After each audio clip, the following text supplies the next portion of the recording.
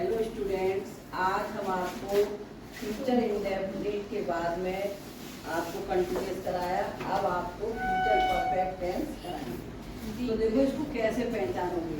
पहचान है कि वाक्य के अंत में क्रिया के बाद चुका होगा, चुकी होगी, चुके होंगे, ये सब आते हैं।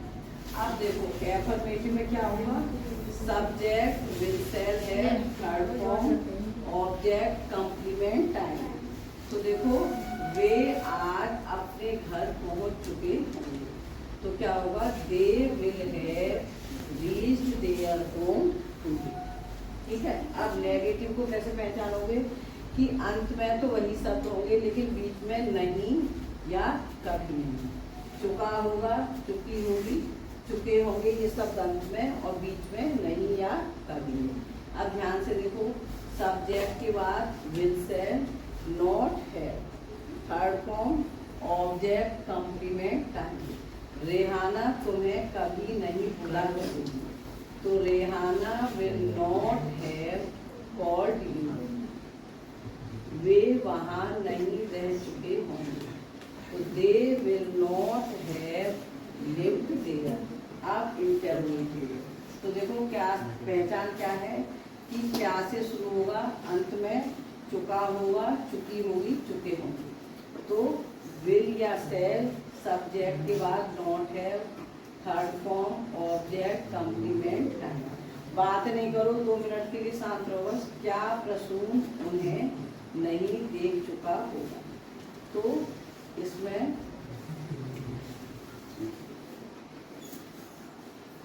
Will Prasoon not have seen them. अब देखो अगर प्रश्नवाचक शब्द बीच में हो तो WH word, will shall, subject, not have. तो देखो कौन देवता को फूलों का हार दे चुका होगा, तो who will have given the garden of flowers to देवता।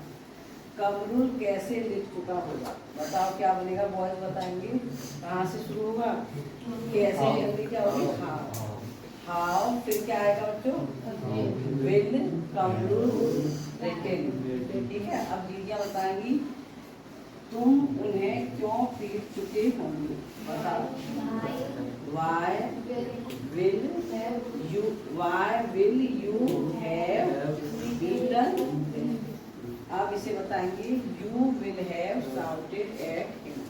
तो क्या होगा, बॉयज बताएं, तुम उन्हें उसे डांट चुके होंगे। शाउट माने होता है चिल्लाना, तुम उस पर चिल्ला चुके होंगे।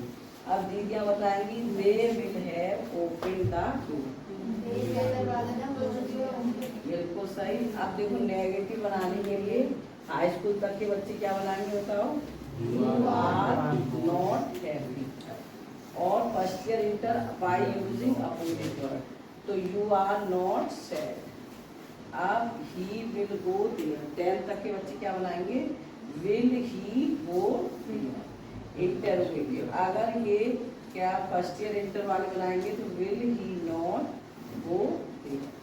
अब यू कैन डू इट, तो इसका पैसिव वॉइस क्या होगा बच्चों, it can be done by him.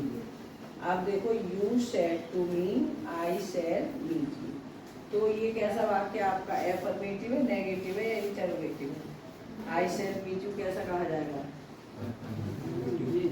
ये एफर्मेटिव है। तो इसमें सेड टू का क्या होगा, यू टोल्ड मी दैट। अब आई को यू के अनुसार क्या करोगे, यू के साथ क्या लगे, सेल या विल, तो बोर्ड हो जाएगा, you told me that you would meet. अब इस यू को बी के अनुसार क्या करेंगे, तो ये हो जाए you would meet. Thank you for listening me. If you like you may subscribe this channel.